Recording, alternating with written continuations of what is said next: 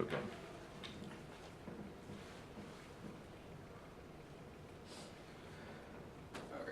Okay, Good. cool.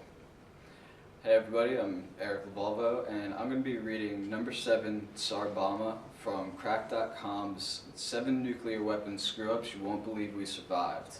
If anybody's interested afterwards, I have a picture showing how much this bomb dwarfs the one dropped on Hiroshima.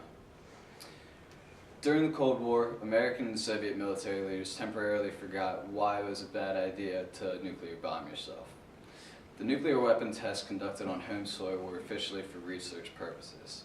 Anyone close enough to wonder why it was suddenly so windy and blinding were being told the explosions were being set off at a safe distance. For instance, Area 51 was one of the most active nuclear test sites in the world. But as technology advanced and the bombs grew bigger, the idea that there is such a thing as a safe distance was rendered ridiculous. Being the more pragmatic of the superpowers, in 1961, the Soviets decided to get all of their reckless endangerment out of the way with one test, the Tsar Bomba.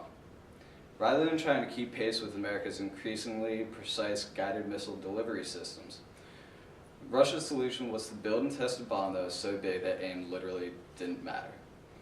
The Tsar Bomba was so impractically big that creating a parachute to slow its descent disrupted the Soviet textile industry. If you're wondering why they needed a parachute in the first place, it's because no matter how high you dropped it from, the resulting explosion would reach up into the sky and disintegrate your plane unless you gave some kind of head start.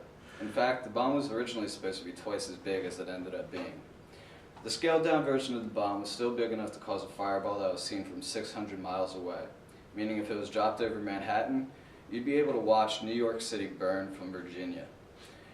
Even though they dropped Tsar Bomba over a deserted area in the Arctic Circle, wooden houses were destroyed and stone houses had their roofs blown off hundreds of miles away.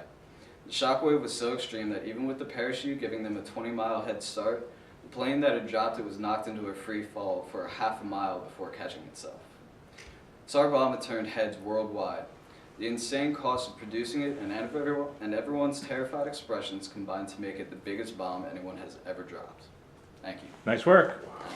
Nice story.